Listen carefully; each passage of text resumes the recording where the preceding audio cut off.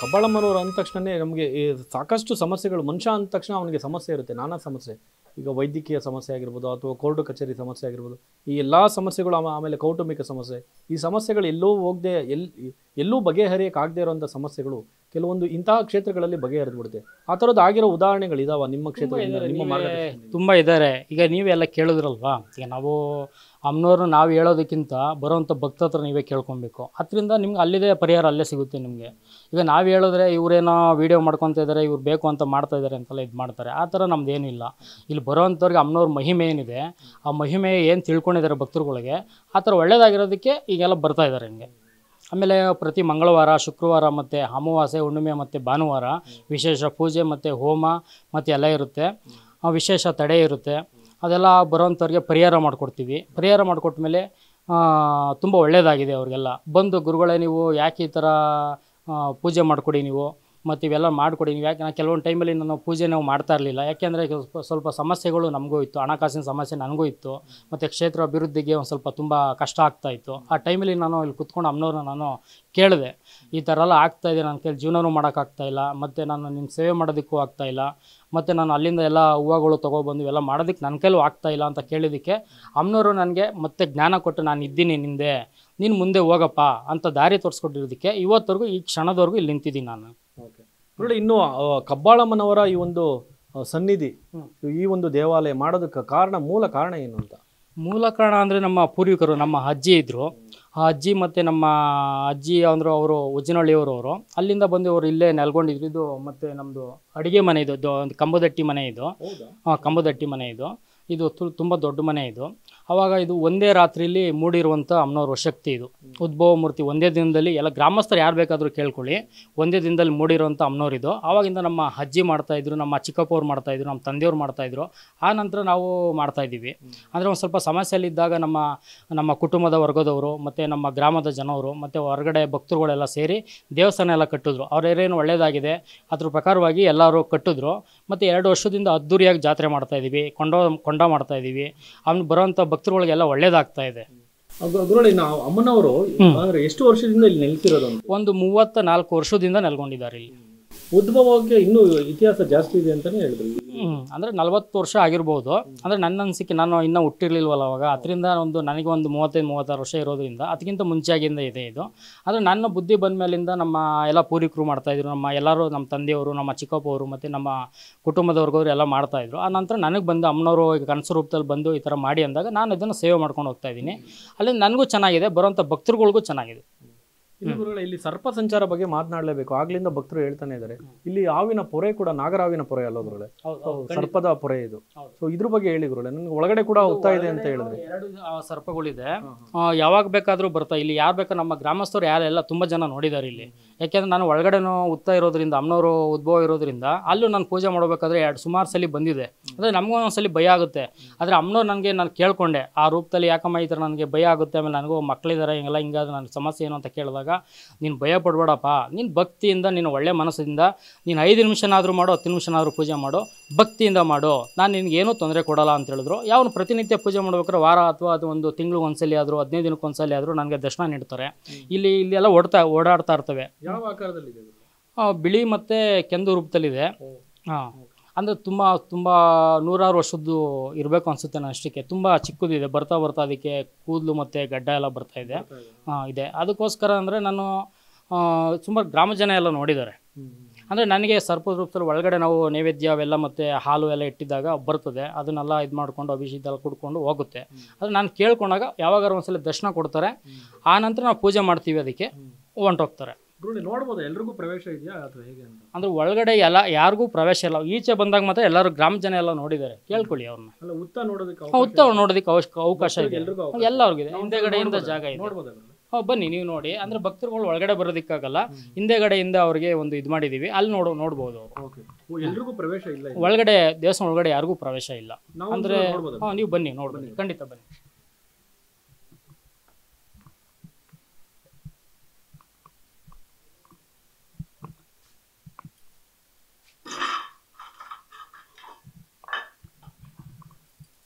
ಅಮ್ಮನವರು ಇಲ್ಲಿ ಸಂಚಾರ ಇದೆ. ಇಲ್ಲಿಂದ ಅಮ್ಮನವರು ಯಾವಾಗೂ ಇಲ್ಲಿ ಪ್ರತಿನಿತ್ಯನೂ ಅಮ್ಮನವರು ಸಂಚಾರ ಇರ್ತವೆ. ಅಭಿಷೇಕ ಮತ್ತು ನಾವು ಹಾಲು ಎಲ್ಲ ಇಟ್ಟಿರ್ತೀವಿ. ಅಮ್ಮನವ್ರು ಇಲ್ಲಿ ಯಾವಾಗ ಪ್ರತಿನಿತ್ಯ ಬಂದು ಅವ್ರಿಗೆ ನಾವು ಅಂದರೆ ಸುಮಾರು ಸಲ ನಮಗೆ ಎದುರುಗಡೆ ಬಂದಿರೋದ್ರಿಂದ ನಮಗೆ ಭಯ ಆಗುತ್ತೆ. ಅಂದರೆ ಯಾರು ಸಾಮಾನ್ಯವಾಗಿ ಹೊರಗಡೆ ಬಂದು ಒಳಗಡೆ ಬಂದು ಪೂಜೆ ಮಾಡ್ತೀನಿ ಅನ್ನೋದಕ್ಕೂ ತುಂಬ ಭಯ ಇದೆ. ಯಾಕೆ ನಮಗೂ ಕಳಿಸೋದಕ್ಕೂ ಭಯ ಆಗುತ್ತೆ. ಯಾಕೆಂದರೆ ಏನಾದರೂ ತೊಂದರೆ ಆಗಿದ್ರೆ ಅಥವಾ ಏನಾದ್ರು ಆದರೆ ದೇವಸ್ಥಾನದ ಮೇಲೆ ಕೆಟ್ಟ ಹೆಸರು ಬರುತ್ತಲ್ಲ ಅಂದ್ಬಿಟ್ಟು ಉದ್ದೇಶಕ್ಕೆ ನಾವು ಇದು ಮಾಡ್ತಾ ಇಲ್ಲ. ಇಲ್ಲ, ಖಂಡಿತ ಇದೆ. ಯಾವ ಟೈಮೇ ಬೇಕಾದರೂ ಬರ್ಬೋದು. ಏಕೆಂದರೆ ಈಚೆ ಪರೆ ಎಲ್ಲ ಬಿಟ್ಟಿದೆ ನೋಡಿ, ಮತ್ತು ಗ್ರಾಮದ ಜನಗಳೆಲ್ಲ ನೋಡಿದ್ದಾರೆ. ಈಗ ನಾವೇನೋ ಇದು ಉದ್ಭವ ಏನಂದರೆ ಇದು ಸುಮಾರು ಒಂದು 40 ವರ್ಷಗಳಿಂದ ಉದ್ಭವ ಆಗಿರುವಂಥದ್ದು. ಇದು ಕೆಳಗಡೆ ಹಸೆಕಲ್ಲು ಮತ್ತು ಅಡುಗೆ ಏನಿತ್ತು ಎಲ್ಲ ಪ್ರತಿಯೊಂದೇ ಒಲೆ ಮತ್ತು ಎಲ್ಲ ಇಲ್ಲಿ ಕೆಳಗಡೆ ಹಾಗೇ ಇದೆ. ಇದೆಲ್ಲ ಹಾಗೇ ಇದೆ. ಇದು ಎಷ್ಟು ವರ್ಷದ ಮನೆ ಇರ್ಬೋದು? ಇದು ಸುಮಾರು ಒಂದು 60-70 ವರ್ಷದ್ದು 60-70 ವರ್ಷದ್ದು ಆವಾಗಲೂ ಉದ್ಭವ ಆಗಿರೋದು ಇದು. ಅಂದರೆ ಅಲ್ಲಿಂದ ನಡ್ಕೊಂಡು ಬರ್ತಾ ಇದ್ರು. ಇವಾಗ ಅದು ತುಂಬ ಉದ್ದ ಇತ್ತು ಇದು. ಅಂದರೆ ಇದು ತುಂಬ ಮನೆ ಕೆಳಗಡೆ ಇರೋದ್ರಿಂದ ಅದನ್ನೆಲ್ಲ ಹೈಟ್ ಮಾಡಿ ನಾವು ಇಷ್ಟು ಮಟ್ಟಕ್ಕೆ ತೊಗೊಬಂದಿದ್ದೀವಿ ಇದನ್ನು ಅಮ್ಮನವ್ರನ್ನ. ಬೆಳೀತಾ ಹೋಗ್ತಾ ಇದೆ. ಕಿರೀಟ ಮತ್ತು ಮುಖ ಮತ್ತು ಕಾಲು ಎಲ್ಲ ಹಾಗೆ ಇದೆ. ಅಮ್ಮನವರು ನಿಂತಿರೋ ಹಾಗೆ ಇದೆ.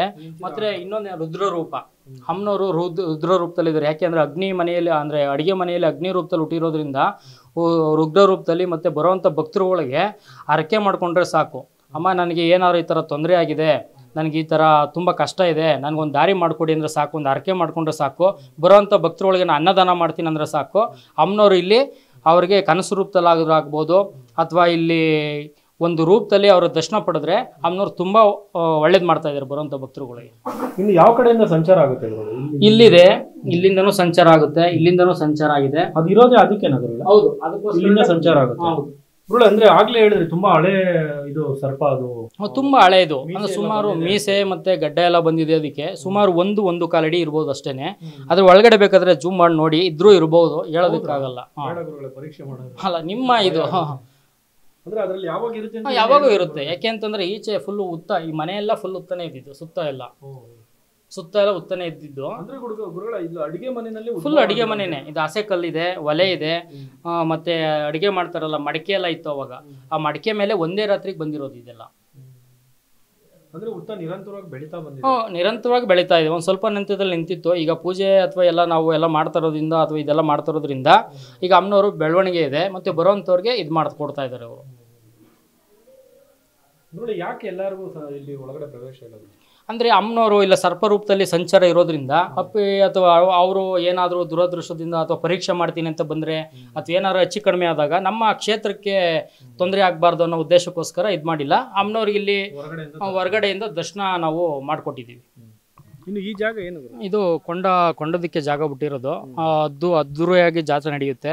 ಮತ್ತು ಭಕ್ತರು ಸಾವಿರಾರು ಜನ ಭಕ್ತರುಗಳು ಸೇರ್ಕೊತಾರೆ. ನಾವು ಸಾವಿರಾರು ಜನಕ್ಕೆ ಅನ್ನಪ್ರಸಾದ ಎಲ್ಲ ಮಾಡ್ತೀವಿ. ಕೊಂಡ ಅದ್ದೂರಿ ಕಬ್ಬಾಳಲ್ಲಿ ಹೇಗೆ ನಡೆಯುತ್ತೋ ಹಾಗೆ ಇಲ್ಲೂ ಕೊಂಡ ಮತ್ತು ಎಲ್ಲ ನಡೆಯುತ್ತೆ. ಬರೋಂಥ ಭಕ್ತರುಗಳಿಗೆ ಅಮ್ಮನವರು ಅವರು ಎಲ್ಲೆಲ್ಲೋ ಬರ್ತಾರೆ. ಮತ್ತು ಅವ್ರ ಕೊಂಡಕ್ಕೆ ಸೌದೆ ಮತ್ತು ಇದೆಲ್ಲ ತಂದಾಕ್ತಾರೆ. ಅವ್ರು ತುಂಬ ಒಳ್ಳೇದಾಗ್ತಾ ಇದೆ. ಇದಕ್ಕೆ ಮೀಸಲಾಗಿಟ್ಟಿದ್ದೀವಿ ಇದನ್ನು ಕೊಂಡೋದಕ್ಕೆ. ಇನ್ನು ಕಬ್ಬಾಳ ನಮಗೆ ಕಟ್ಟೊಡೆಯೋದಂಥದ್ದು ಅಲ್ಲಿಗೆ ನಾವು ನೋಡ್ಬೋದು. ಇನ್ನೊಂದು ವಿಶೇಷತೆ ಏನು ಅಂತಂದ್ರೆ ಇಲ್ಲಿ ಅಮ್ಮನವರು ಇಲ್ಲಿ ಬೇವನಟ್ಟಿ ಕಾಳಮ್ಮನವರು ರೂಪದಲ್ಲಿ ಇಲ್ಲಿ ನೆಲೆಗೊಂಡಿದ್ದಾರೆ. ಅಂದ್ರೆ ಆ ಕಬ್ಬಾಳಮ್ಮನವರು ಮೊದಲನೇ ರೂಪ ಅಂತಂದ್ರೆ ಬೇವನಟ್ಟಿ ಕಾಳಮ್ಮನವರು ಅಂತ. ಇವರು ಉಗ್ರ ರೂಪ. ಹೇಗೆಂದ್ರೆ ಬರೋಂಥ ಭಕ್ತರುಗಳು ಹರಕೆ ಕಟ್ಕೊಂಡ್ರೆ ಸಾಕು, ಬರೀ 22 ರೂಪಾಯಿ ಹರಕೆ ಕಟ್ಟಿದ್ರೆ ಸಾಕು ಅವ್ರಿಗೆ. ಅದು ಅವ್ರಿಗೆ ಏನೇ ಆಗಲಿ, ಅವರ ಕಷ್ಟ ಕಲ್ಪನೆಗಳಾಗಲಿ ಅಥವಾ ಏನಾದ್ರು ತೊಂದರೆ ಇರೋದಾಗಲಿ ಅಥವಾ ಅವ್ರ ಸಂಸಾರದಾಗಲಿ ಅಥವಾ ಏನೇ ಇದ್ರೂ ಇಲ್ಲ ಬಂದು ಹರಕೆ ಕಟ್ಕೊಂಡು ಮಾಡಿದ್ರೆ ಸಾಕು. ಅವ್ರಿಗೆ 1 ವಾರದಲ್ಲಿ ಅಥವಾ 2 ವಾರದಲ್ಲಿ ಅವರಿಗೆ ದಾರಿ ತೋರಿಸ್ಕೊಡ್ತಾರೆ. ಅವರ ಕನಸು ರೂಪದಲ್ಲಿ ಅವ್ರಿಗೆ ಮಾಡ್ಕೊಡ್ತಾರೆ ಅಮ್ಮನವರು. ಗುರುಗಳೇ, ನೀವೀಗ ದೇವಸ್ಥಾನ ಅಂದ್ರೆ ನಮಗೂ ಕೂಡ ಸಾಕಷ್ಟು ದೇವಸ್ಥಾನ ನೋಡಿದೀವಿ. ನಮ್ಗೆ ಭಯ ಆಗುತ್ತೆ ಈಗ ದೇವಸ್ಥಾನ ಅಂದ್ರೆ. ಯಾಕಂದ್ರೆ ಅವನು ಬಡವ ಒಂದು ದೇವಸ್ಥಾನಕ್ಕೆ ಹೋಗ್ಬೇಕಂದ್ರೆ ಸಾಧ್ಯನೇ ಇಲ್ಲ. ಅವನ ಹತ್ರ ಸಾವಿರಾರು ರೂಪಾಯಿ ದುಡ್ಡು ಇರಬೇಕು. ಇಲ್ಲಿ ತಾವೇ ಹೇಳಿದ್ರಲ್ಲ, ಈಗ ಕೇವಲ 21 ರೂಪಾಯಿ ಇಲ್ಲಿ ಮುಡುಪು ಕಟ್ಟೋದು, ಹರಕೆ ಕಟ್ಕೊಳ್ಳಿ, ನಿಮ್ಮ ಕಷ್ಟ ಬಗೆಹರಿಯುತ್ತೆ. ಕೆಲವೊಂದು ಕಡೆ ಹೋದ್ರೆ ಸಾವಿರಾರು ರೂಪಾಯಿ ನೀವು ಹೇಳಿದ್ರಿ. ಆ ಥರ ನಮ್ಗೆ ಇದಲ್ಲಿ ಇಲ್ಲೇ ದುಡ್ಡು ಇಷ್ಟೇ ಕೊಡಿ ಅಂತ ಯಾರಿಗೂ ಏನೂ ಇಲ್ಲ. ಮತ್ತು ಇಲ್ಲಿ ಏನಂದ್ರೆ ಅಮ್ಮನವರು ಈಗ ನಿಮ್ಗೆ ಒಳ್ಳೇದಾಗಬೇಕು ಅಂದ್ರೆ ಅಮ್ಮ ನಾನು ಇಲ್ಲಿ ಬಂದಿದ್ದೀನಿ, ನನಗೊಂದು ದಾರಿ ತೋರಿಸಿ ಅಂತ ಹೇಳಿದ್ರೆ ಸಾಕು. ಒಂದು ಹರಕೆ ಅವರು 4 ಜನಕ್ಕೆ ಒಂದು ಬೆಲ್ದನೋ ಅಥವಾ ಏನಾದರೂ ನಮ್ಮ ಕೈಲಿದ್ದು ನೈವೇದ್ಯ ಮಾಡ್ಕೊಡ್ತೀವಿ ಬರೋಂಥ ಭಕ್ತರುಗಳು ಅಂದರೆ ಸಾಕು, ಅವರು ಇದು ಮಾಡಿಕೊಡ್ತಾರೆ. ಇನ್ನು ಕಬ್ಬಾಳಲ್ಲಿ ನಾವು ಇದು ಏನು ತಡೆ ಹೊಡೆಯೋದು ನೋಡ್ತೀವಲ್ಲ ಗುರುಗಳೇ, ಅಲ್ಲೂ ಕೂಡ ವಿಶಿಷ್ಟವಾಗಿರುವಂಥದ್ದು. ಸೊ ಇಲ್ಲಿ ತಡೆ ಹೊಡೆಯುವ ಪದ್ಧತಿ ಹೇಗೆ? ಇಲ್ಲಿ ವಿಶೇಷವಾಗಿ ಅಂತಂದ್ರೆ ಬೂದ್ಗುಂಬಳ ತಡೆ ಮತ್ತೆ ಒಂದೊಂದು ಕಷ್ಟ ಕಲ್ಪನೆಗಳು ಒಂದೊಂದು ತಲೆ ಅಂದ್ರೆ ತಡೆ ಹೊಡಿತೀವಿ. 12 ರೀತಿ ತಡೆಗಳಿದೆ. ಅದಕ್ಕೆ ಅವ್ರವ್ರ ಕಷ್ಟ ಕಲ್ಪನೆಗಳು ಒಂದೇ ರೀತಿ ಹೊಡೆಯೋದಕ್ಕಾಗಲ್ಲ. ಒಂದೊಂದು ಕಷ್ಟಕ್ಕೆ ಮತ್ತು ಒಂದೊಂದು ಇದಕ್ಕೆ, ಒಂದು ದೃಷ್ಟಿದೋಷಕ್ಕೆ, ಸರ್ವದೋಷ ನಿವಾರಣೆಗೆ, ಅದಕ್ಕೆ ಒಂದೊಂದು ಇದಕ್ಕೆ ಅಂತ ಇದು ಒಂದು ಸಿಂಪಲ್ ಆಗಿ ನೋಡ್ತೀವಿ ನೋಡಿ. ಇದು ಬೂದ್ಗಂಬಳ ತಡೆ ಯಾರೂ ಹೊಡೆಯೋದಿಲ್ಲ. ಯಾಕೆಂದರೆ ಇದು ಈ ಸರ್ವದೋಷ ನಿವಾರಣೆಗೆ ಅಂತ ಒಂದು ಸಿಂಪಲ್ ಆಗಿ, ಅಂದರೆ ಒಂದು ದೃಷ್ಟಿ ದೋಷವಾಗಿ ಏನಾದರೂ ಒಂದು ನಾರ್ಮಲ್ ಆಗಿ ನಮ್ಮ ಹತ್ರ ದುಡ್ಡಿಲ್ಲ, ಹಣಕಾಸಿಲ್ಲ, ಅಥವಾ ಹೊರಗಡೆ ಹೋಗಿ ಪೂಜೆ ಮಾಡಿಸೋದಕ್ಕಾಗಲ್ಲ ಅದಕ್ಕೋಸ್ಕರವಾಗಿ ಇದು ಒಂದು ಸುಮಾರಾಗಿ ಒಂದು ಚಿಕ್ಕ ಪುಟ್ಟ ಶಕ್ತಿಯಿಂದ ಅಮ್ಮನವರು ಬೂದ್ಗಂಬಳ ತಡೆಯನ್ನು ನಾವು ಹೊಡಿತೀವಿ ಇದನ್ನು. ಆವಾಗ ಅಮ್ಮನವರು ಅಲ್ಲಿ ಬಂದಾದಮೇಲೆ, ಈ ತಡೆ ಹೊಡೆದಾದ್ಮೇಲೆ ಅವ್ರಿಗೆ ಈಗ ಅಥವಾ ಏನಾದರೂ ಸಮಸ್ಯೆಗಳಿರ್ಬೋದು, ಮೈಯಲ್ಲಿರ್ಬೋದು ಅಥವಾ ದೇಹದಲ್ಲಿರ್ಬೋದು, ಅಥವಾ ಏನೇ ಇದ್ರೂ ಅದು ಪರಿಹಾರ ಆಗುತ್ತೆ. ಓಕೆ ಬ್ರೋ, ಇನ್ನು ತಡೆ ಹೊಡೆಯೋ ಇದೊಂದು ರೀತಿ ವಿಶಿಷ್ಟವಾದಂಥ ರೀತಿ ಇದೆ ತಡೆ ಹೊಡೆಯೋ. ಖಂಡಿತ ವಿಶೇಷವಾಗಿದೆ. ನಾವು ಇನ್ನೊಂದು 12 ಜಾತಿ ನಾವು ತಡೆ ಹೊಡಿತೀವಿ ಪ್ರತಿಯೊಂದು. ಈಗ ಬೂದ್ಗುಂಬಳ ತಡೆ ಹೊಡಿತೀವಿ, ಇದು ಜೋಡಿ ತಡೆ ಹೊಡಿತೀವಿ, ಮತ್ತು ಬೆಲ್ಪತ್ರೆ ತಡೆ ಹೊಡಿತೀವಿ. ಎಲ್ಲ ಒಂದು ವಿಶೇಷವಾಗಿ ಪಂಚ ತಡೆ ಅಂತೆಲ್ಲ ಇರುತ್ತೆ. ಆ ತಡೆ ಎಲ್ಲ ಇದನ್ನು ನಾವು ಇಲ್ಲಿ ಮಾಡ್ತೀವಿ.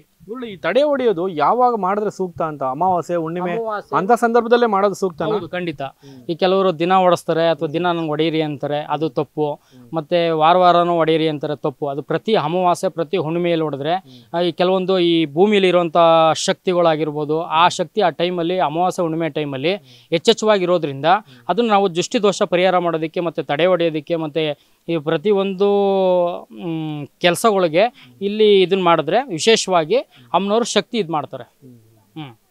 ಇನ್ನು ಬಿಲ್ಪತ್ರೆ ಕಾಯಿನಲ್ಲೂ ಕೂಡ ತಡೆಯವನ್ನಲ್ಲಿ ನಾನಾ ವಿಧ ಹೇಳಿದ್ರು ಗುರುಗಳೇ. ಅದ್ರಲ್ಲಿ ಯಾವ ಶ್ರೇಷ್ಠ ಅಥವಾ ಯಾವ್ದು ಮಾಡ್ಬೋದು, ಯಾವ್ದು ಬೆಟರ್ ಅಂತ? ಒಂದೊಂದು ಕಷ್ಟಕ್ಕೆ, ಈಗ ಒಬ್ಬರಿಗೆ ನನಗೆ ಮಂಡಿ ನೋವ್ತಾ ಇದೆ, ಅಥವಾ ನನಗೆ ತುಂಬಾ ಮನೆಯ ಸಮಸ್ಯೆಗಳಿದೆ, ಮತ್ತೆ ಶತ್ರು ಕಾಟ, ಮತ್ತೆ ನನಗೆ ಯಾವುದೇ ರೀತಿ ಈಗ ಹೊರಗಡೆ ಹೋಗಿ ನಾನು ಏನು ಮಾಡೋಕ್ಕಾಗ್ತಾ ಇಲ್ಲ, ಕೆಲಸ ಕಾರ್ಯಗಳು, ವ್ಯಾಪಾರದಲ್ಲಿ ಅಭಿವೃದ್ಧಿ ಇಲ್ಲ, ಮತ್ತೆ ಕೆಲಸ ಕಾರ್ಯಗಳು ಸಿಗ್ತಾ ಇಲ್ಲ ಎಲ್ಲೂ. ಮತ್ತೆ ಅಂದವ್ರು ಈಗ ಬಿಲ್ಡಿಂಗ್ ಕಾಂಟ್ರಾಕ್ಟ್ ಕೆಲಸ ಮಾಡಿಸ್ತಾ ಇರ್ತಾರೆ, ಇದಕ್ಕಿದಂಗೆ ಏಕಿ ಕೆಲಸಗಳು ನಿಂತೋಗ್ಬಿಡುತ್ತೆ ಅವ್ರಿಗೆ.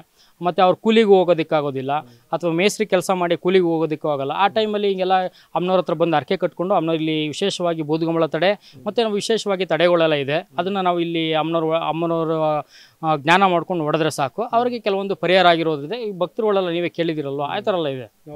ಗುರುಗಳು, ಇನ್ನು ಎಲ್ಲ ಸಮಸ್ಯೆಗೂ ಮನುಷ್ಯನ ಸಮಸ್ಯೆ ಬಂದೇ ಬರುತ್ತೆ. ಎಲ್ಲ ಸಮಸ್ಯೆಗೂ ನಾವು ಆಸ್ಪತ್ರೆನೋ ಅಥವಾ ಕೋರ್ಟು ಕಚೇರಿನೋ ಹೋಗೋದಕ್ಕೆ ಆಗೋದಿಲ್ಲ. ಈಗ ಅವ್ನಿಗೆ ದೈಹಿಕವಾಗಿ ಸಮಸ್ಯೆ ಬಂದರೆ ಆಸ್ಪತ್ರೆ ಹೋಗ್ಬೋದು, ಏನೋ ಟ್ರೀಟ್ಮೆಂಟ್ ತೊಗೊಂಡು ಸರಿ.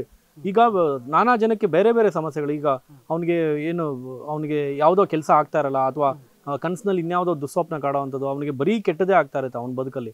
ಅಂಥವ್ರಿಗೆ ನಿಮ್ಮಿಂದ ಏನಾದರೂ ಒಂದು ಪರಿಹಾರ ಸೂಚಿಸ್ಬೋದು? ಪರಿಹಾರ ಅಂತಂದ್ರೆ, ಈಗ ಕೆಲವರು ನನ್ನ ಹತ್ರ ದುಡ್ಡಿಲ್ಲ, ಹಣಕಾಸಿಲ್ಲ, ಮತ್ತೆ ನನಗೆ ತುಂಬಾ ಸಮಸ್ಯೆ ಇದೆ, ಮತ್ತೆ ನಮ್ಮ ಹತ್ರ ಬರೋರೆಲ್ಲ ಎಲ್ಲ ಕಡೆನೂ ಹೋಗಿ ಎಲ್ಲ ದುಡ್ಡು ಕಳ್ಕೊಂಡು, ಮತ್ತೆ ಏನೇ ಎಲ್ಲ ಪರಿಸ್ಥಿತಿಗಳು ಎಲ್ಲ ಕಳ್ಕೊಂಡು, ಊಟ ತಿನ್ನೋಕೆ ಕೆಲವರು ಇಲ್ದೋದ್ರು ಬಂದಿದ್ದಾರೆ ಇಲ್ಲಿಗೆ. ಮಾತ್ರ ದುಡ್ಡೇ ಇಲ್ಲ ಗುರುಗಳೇ ಮನೆ, ಮತ್ತೆ ನಾನು ಮಾಡಿಕೊಡಿ ಅಂತ ಬಂದಿರೋರು ತುಂಬಾ ಜನ ಇದ್ದಾರೆ. ಆವಾಗ ನಾವು ನಮ್ಮ ಕಲ್ತಿರೋಂಥ ವಿದ್ಯೆಯಲ್ಲಿ ಈಗ ಕೆಲವೊಂದು ಬೆಳ್ಳಿ ಯಂತ್ರಗಳು ಮಾಡ್ಕೊಡ್ತೀವಿ, ಮತ್ತೆ ಶ್ರೀಚಕ್ರ ಮಾಡ್ಕೊಡ್ತೀವಿ, ಅವರಿಗೆ ಬರೋಂಥ ಪ್ಯಾಕೆಟ್ ಯಂತ್ರ ಅಂತ ಮಾಡ್ಕೊಡ್ತೀವಿ. ಅವ್ರಿಗೆ ಎಲ್ಲೇ ಹೋದ್ರೂ ಏನೇ ತೊಂದರೆ ಆಗಬಾರ್ದು, ಕೆಲಸ ಕಾರ್ಯಗಳು ದೊಡ್ಡಬೇಕು ಅನ್ನೋ ಲೆಕ್ಕಾಚಾರದಲ್ಲಿ ಅದನ್ನು ಮಾಡ್ಕೊಡ್ತೀವಿ. ಈಗ ಕೆಲವರು ಓದೋದವ್ರಿಗೆಲ್ಲ ಈಗ ಶ್ರೀಚಕ್ರ ಅಂದರೆ ಸರಸ್ವತಿ ಯಂತ್ರ ಮಾಡ್ಕೊಡ್ತೀವಿ. ಅವ್ರಿಗೆಲ್ಲ ಆಗಿರೋದ್ರಿಂದ ಈ ಥರ ಮಾಡ್ಕೊಡ್ತೀವಿ. ಒಂದೊಂದು ಕಷ್ಟಕ್ಕೆ, ಒಂದು ಕಲ್ಪನೆಗಳಿಗೆ ಒಂದೊಂದು ಪರಿಹಾರವನ್ನು ಮಾಡಿಕೊಡ್ತೀವಿ.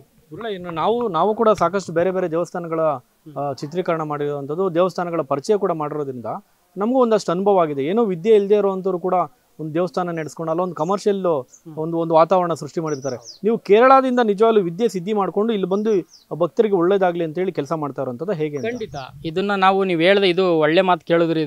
ಇದು ನಮಗೆ ದುಡ್ಡು ಮಾಡೋಕ್ಕೋಸ್ಕರ ಆಗಲಿ ಅಥವಾ ಇನ್ನೊಂದು ಮಾಡೋಕ್ಕೋಸ್ಕರವಾಗಿ ನಾವು ಇದನ್ನು ಮಾಡ್ತಾ ಇಲ್ಲ.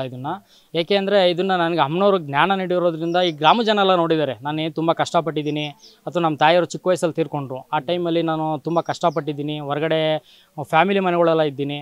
ಅಂದರೆ ಏನಂದರೆ ನನಗೆ 8 ವರ್ಷ ಹುಡುಗನಿಂದನೂ ಅಮ್ಮನವರು ನನಗೆ ಪ್ರವೇಶ ಇದ್ದರು. ಅವಾಗ ಒಂದು 18 ವರ್ಷಗಳ ಕಾಲ ಬರಬಾರ್ದು ಅಂತ ನನಗೆ ಬೇರೆ ಕಡೆ ಎಲ್ಲಾದರೂ ಹೋಗಿ ಕಟ್ಟಾಕ್ಸಿದ್ರು. ಅದು ನನ್ನ ನಂತರ 18 ವರ್ಷ ಆದ ನಂತರ ನನಗೆ ತಿರ್ಗಾ ಅಮ್ಮನವರು ಪ್ರವೇಶ ಆದರು. ಆ ನಂತರ ನಾನು ಏನೇ ಕೆಲಸ, ನಾನು ಬಿಲ್ಡಿಂಗ್ ಕಾಂಟ್ರಾಕ್ಟ್, ಇನ್ನೊಂದು ಹೇಳ್ತೀನಿ ಕೇಳಿ ನಿಮಗೆ ಓಪನ್ ಆಗಿ, ನಾನು ಮೇನ್ ಬಿಲ್ಡಿಂಗ್ ಕಾಂಟ್ರಾಕ್ಟ್ ಕೆಲಸ ಮಾಡಿಸ್ತಾ ಇದ್ದೆ, ವುಡ್ ವರ್ಕ್ ಕಾಂಟ್ರಾಕ್ಟ್ ಮಾಡಿಸ್ತಾ ಇದ್ದೆ. ನನಗೇನೋ ಇಲ್ಲೇ ಸಂಪಾದನೆ ಮಾಡಬೇಕೇನೋ ಅವಶ್ಯಕತೆ ನನಗೂ ಇಲ್ಲ. ಬಿಲ್ಡಿಂಗ್ ಕೆಲಸ ನಾನು ಎಲ್ಲಿ ಕೇಳಿ ನನ್ನ ಇಷ್ಟನೇ ಇದೆ, ನಂದು ಪ್ಲೇವುಡ್ ಕೆಲಸ ಮಾಡಿಸ್ತಾ ಇದ್ದೆ. ನನ್ನ ಹತ್ರ 15-20 ಜನ ಕೆಲಸ ಮಾಡ್ತಾಯಿದ್ರು. ಅದು ನನಗೆ ಅಮ್ಮನವರು ಆಜ್ಞೆ ಮಾಡೋದ್ಮೇಲೆ ನಾನು ನಿನ್ನ ನೋಡ್ಕೊಂಡು ನನಗೆ ಬರೋವಂಥ ಭಕ್ತರುಗಳು ಒಳ್ಳೇದು ಮಾಡಿಕೊಡಪ್ಪ, ಮತ್ತು ಈ ಥರ ಎಲ್ಲ ಬರೋವಂಥ ನಿನಗೆ ದೈವಾಂಶ ಇದೆ, ಆ ಉದ್ದೇಶಕ್ಕೋಸ್ಕರವಾಗಿ ನೀನು ಮಾಡಲೇಬೇಕು ಅನ್ನೋ ಅಮ್ಮನವರು ನನಗೆ ಕನಸು ರೂಪದಲ್ಲಿ ಬಂದು ನನಗೆ ಆಜ್ಞೆ ನೀಡಿದ ಮೇಲೆ ಆ ಕೆಲಸನೆಲ್ಲ ಬಿಟ್ಟು ಇದನ್ನು ಮಾಡ್ಕೊ ಅಮ್ಮನವರ ಸೇವೆ ಮಾಡಿಕೊಂಡು ಬರೋವಂಥ ಭಕ್ತರುಗಳು ಒಳ್ಳೇದು ಮಾಡ್ಕೊಂಡು ಹೋಗ್ತಾಯಿದ್ದೀನಿ. ಇದನ್ನು ಎಲ್ಲಿ ಬೇಕಾದರೂ ಕೇಳಿ. ಹಾಗೆ ಈ ಕ್ಷೇತ್ರನ, ಈ ಕೊಟ್ಕಾರಳ್ಳಿ ಕ್ಷೇತ್ರನ ಅಭಿವೃದ್ಧಿ ಪಡಿಸೋಕ್ಕೋಸ್ಕರವಾಗಿ ಕಬ್ಬಾಳಮ್ಮನವ್ರದ್ದು 108 ಅಡಿ ವಿಗ್ರಹ ಎಲ್ಲೂ ಇಲ್ಲ. ಹಾಗೆ ನಾವು ಅದಕ್ಕೆ ಈಗ ನಾವು ಜಮೀನಿದೆ ನಮ್ಮದು, ಅಮ್ಮನವರು ಭಕ್ತರುಗಳು ಬರೋಂಥವ್ರಿಗೆ ಒಳ್ಳೇದಾಗಲಿ, ಈ ಕ್ಷೇತ್ರ ಅಭಿವೃದ್ಧಿ ಆಗಲಿ ಅಂತ ನಾವೀಗ ಹೊಸ ಯೋಜನೆಯನ್ನು ಮಾಡ್ತಾ ಇದ್ದೀವಿ. ಈಗ ಎಲ್ಲಿ ಪ್ಲಾನ್ ಇದೆ ನಮ್ಮದೇ ಇದು ಬನ್ನಿ ನೋಡೋಣ ಬನ್ನಿ.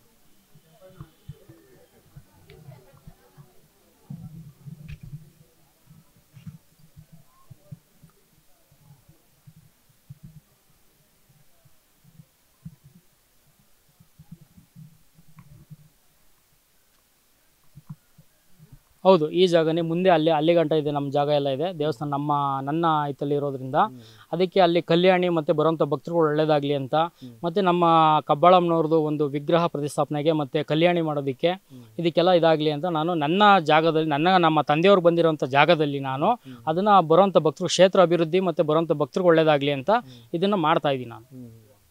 ಅಂದರೆ ತುಂಬ ದೊಡ್ಡ ಮಹತ್ವಾಕಾಂಕ್ಷೆಗಳು ಇಲ್ಲ, ಖಂಡಿತವಾಗ್ಲಿದೆ ಬರೋಂಥ.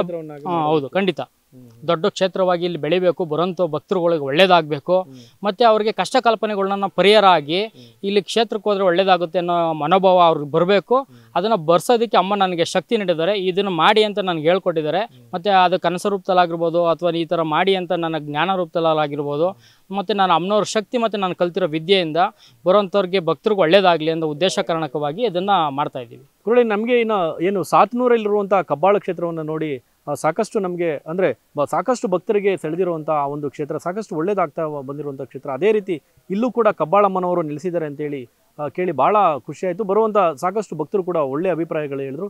ಜೊತೆಯಲ್ಲಿ ತಾವು ಮಹತ್ವಾಕಾಂಕ್ಷೆ ಇಟ್ಕೊಂಡಿರುವಂಥದ್ದು ಕಬ್ಬಾಳಮ್ಮನವರ 108 ಅಡಿ ವಿಗ್ರಹವನ್ನು ಮಾಡಿ ಇಲ್ಲಿ ಬರುವಂಥ ಭಕ್ತರಿಗೆ ಒಂದು ಒಳ್ಳೇದಾಗಲಿ ಅಂತೇಳಿ ನೀವು ಸಂಕಲ್ಪ ಮಾಡಿರುವಂಥದ್ದು. ಕಳೆದಾಗ ಭಕ್ತರಿಗೆ ಏನು ಹೇಳ್ತೀರಿ ಗುರುಗಳೇ? ಇದನ್ನು ಮಾಡೋದಕ್ಕೋಸ್ಕರವಾಗಿ ಅಮ್ಮನವ್ರು ನಿಮ್ಗೆ ಏನು ಜ್ಞಾನ ಕೊಡುತ್ತೋ, ನೀವೇನು ಇಷ್ಟೇ ಕೊಡಿ ಅಂತ ಯಾರನ್ನೂ ನಾವೇನು ಇದು ಮಾಡೋದಿಲ್ಲ. ನಿಮ್ಗೆ ಅಮ್ಮನವ್ರು ಏನು ಜ್ಞಾನ ಕೊಡ್ತಾರೋ ಅದು 1 ರೂಪಾಯಿ ಆಗಿರ್ಬೋದು, 10 ರೂಪಾಯಿ ಆಗಿರ್ಬೋದು, 100 ರೂಪಾಯಿ ಆಗಿರ್ಬೋದು, ಅದನ್ನು ಮಾಡಿದ್ರೆ ಅಮ್ಮನವ್ರಿಗೆ ನಾವು ಈ ಕ್ಷೇತ್ರ ಅಭಿವೃದ್ಧಿ ಮಾಡೋದಕ್ಕೋಸ್ಕರವಾಗಿ.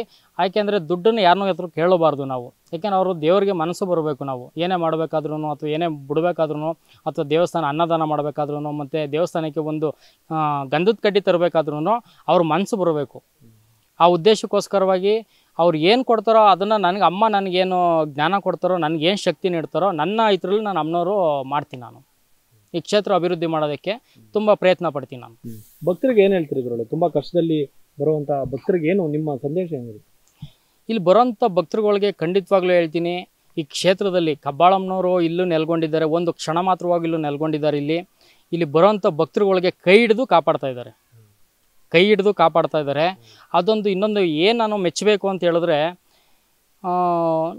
ಸುಮಾರು ಬರೋವಂಥ ಭಕ್ತರುಗಳು ಒಳ್ಳೇದಾಗುತ್ತೋ ಬಿಡ್ತಾರೋ, ಮತ್ತು ಜನ ಹಾಡ್ಕೊತಾರೆ ಈ ಥರ ಎಲ್ಲ ಈ ಎಜುಕೇಷನ್ನು ಮತ್ತು ನೀವೆಲ್ಲ ಈ ಬಿಲ್ಡಿಂಗ್ ಕಾಂಟ್ರಾಕ್ಟ್ ಕೆಲಸ ಮಾಡ್ತಾಯಿದ್ದೀರಿ, ಈಗ ಏಕೆ ಈ ಪೂಜೆ ಮಾಡ್ತಾಯಿದ್ದೀರಿ ಅಂತಂದರೆ ನಿಮಗೆ ಅಲ್ಲಿ 1000 ರೂಪಾಯಿ ಸಂಪಾದನೆ ಮಾಡ್ತಾಯಿದ್ದೀರಿ. ಈಗ ವಾರಕ್ಕೆ ನಾನು ಮಿನಿಮಮ್ ಒಂದು 15ರಿಂದ 20,000 1 ಲಕ್ಷದವರೆಗೂ ನಾನು ಬಿಲ್ಡಿಂಗ್ ಕಾಂಟ್ರಾಕ್ಟ್ ಕೆಲಸ ಸಂಪಾದನೆ ಮಾಡ್ತಿದ್ದೆ. ನೀವು ಏಕೆ ಇದನ್ನೆಲ್ಲ ಬಿಟ್ಬಿಟ್ರಿ? ನೀವು ಈಗ ಬಂದು ಇದು ಕ್ಷೇತ್ರ ಅಭಿವೃದ್ಧಿ ಮಾಡೋಕ್ಕೆ ಮತ್ತು ದೇವಸ್ಥಾನ ಮತ್ತು ಅಭಿವೃದ್ಧಿ ಮಾಡೋದಕ್ಕೋಸ್ಕರ ನಿಂತಿದ್ದೀರಲ್ಲ, ನೀವು ಏನು ಮಾಡ್ತೀರಿ ಜೀವನಕ್ಕೆ, ಮತ್ತು ಹೆಂಡತಿ ಮಕ್ಕಳು ಸಾಕೋದಕ್ಕೆಲ್ಲ ಏನು ಮಾಡ್ತೀರಿ ಅಂತೆಲ್ಲ ಹೇಳಿದ್ರು. ಇದು ಖಂಡಿತವಾಗ್ಲೂ ಅಮ್ಮನವರು ನನಗೆ ಜ್ಞಾನ ಕೊಟ್ಟು ಒಂದು ದಿನ ಎಲ್ಲ ಕುತ್ಕೊಂಡು ಅವ್ರನ್ನ ನಾನು ನೈಟಲ್ಲಿ ಅಮ್ಮನವ್ರನ್ನ ಕುತ್ಕೊಂಡು ಆಜ್ಞೆ ಕೇಳಿಕೊಂಡು ನೀನು ಮಾಡಪ್ಪ, ನೀನು ಹಿಂದೆ ನಾನು ಇದ್ದೀನಿ ಅಂತ ನನ್ನ ಅನುಭವ, ನಾನು ಬೇರೆಯವ್ರದ್ದು ಅನುಭವ ನಾನು ಕೇಳ್ತಾರೋ, ನನ್ನ ಅನುಭವ ನಾನು ಹೇಳ್ತಾ ಇರೋದು. ಅವರು ನನಗೆ ಎಲ್ಲ ಕಷ್ಟದಲ್ಲಿ ಆಗಿರಲಿ ಸುಖದಲ್ಲಾಗಿರಲಿ ಪ್ರತಿಯೊಂದು ನಾನು ಹಿಂದೆ ನಿಂತು ನನ್ನ ಕುಟುಂಬ ಆಗಿರ್ಬೋದು, ಇಲ್ಲಿ ಬರೋಂಥ ಭಕ್ತರುಗಳಾಗಿರ್ಬೋದು, ಮತ್ತು ಯಾರೇ ಬರಲಿ ಇಲ್ಲಿ ಯಾರನ್ನೂ ಕೈ ಬಿಟ್ಟಿಲ್ಲ, ಇಲ್ಲಿವರೆಗೂ ಕೈ ಹಿಡಿದು ಕಾಪಾಡ್ತಾ ಇದ್ದಾರೆ. Thank you brother. ನೋಡಿದ್ರಲ್ಲ ವೀಕ್ಷಕರೇ, ಏನು ಸಾತ್ನೂರು ಬಳಿ ಇರುವಂಥ ಕಬ್ಬಾಳು ಕ್ಷೇತ್ರ ಏನು ಕಬ್ಬಾಳಮ್ಮನವರು ಇದ್ದಾರೆ, ಅದೇ ರೀತಿ ಇಲ್ಲೂ ಕೂಡ ಅದೇ ಒಂದು ಮೊಕ್ಕಾಚೆಹರೆ, ಅದೇ ಒಂದು ಶಕ್ತಿಯನ್ನು ಹೊಂದಿ ಇಲ್ಲಿ ಏನು ಕಬ್ಬಾಳಮ್ಮನವರು ನೆಲೆಸಿರುವಂಥದ್ದು. ಕಷ್ಟ ಅಂತ ಬರುವಂಥ ಭಕ್ತರನ್ನು ಇಲ್ಲಿ ಹೊರಿತಾ ಬರ್ತಾ ಇರುವಂಥದ್ದು. ನಿಮಗೂ ಕೂಡ ಜೀವನದಲ್ಲಿ ಸಾಕಷ್ಟು ಕಷ್ಟಗಳು ಬರುತ್ತೆ. ಒಮ್ಮೆ ಈ ಕ್ಷೇತ್ರಕ್ಕೆ ಬಂದು ಹೋಗಿ, ಏನು ನಾವು ಕ್ಷೇತ್ರ ಅಂದ ತಕ್ಷಣ ದೊಡ್ಡ ಕ್ಷೇತ್ರ, ತುಂಬ ಆಡಂಬರ ಆಗಿರುತ್ತೆ ಹೀಗಿರುತ್ತೆ ಅಂತ ಅಂದ್ಕೊಳ್ತೀವಿ. ಅವೆಲ್ಲವನ್ನು ಬದಿಗೊಟ್ಟಿ ಈ ಒಂದು ಚಿಕ್ಕದಾದ ಒಂದು ದೊಡ್ಡದಾದಂಥ ಶಕ್ತಿ ಉಳ್ಳುವಂಥ ಈ ಏನು ಕಬ್ಬಾಳಮ್ಮನವರ ಕ್ಷೇತ್ರಕ್ಕೆ ನಂಬಿ ಬನ್ನಿ, ಖಂಡಿತ ನಿಮ್ಮ ಬದುಕು ಕೂಡ ಬದಲಾಗುತ್ತೆ. TV12 ಕನ್ನಡ, ಇದು ಕನ್ನಡಿಗರ ಧ್ವನಿ.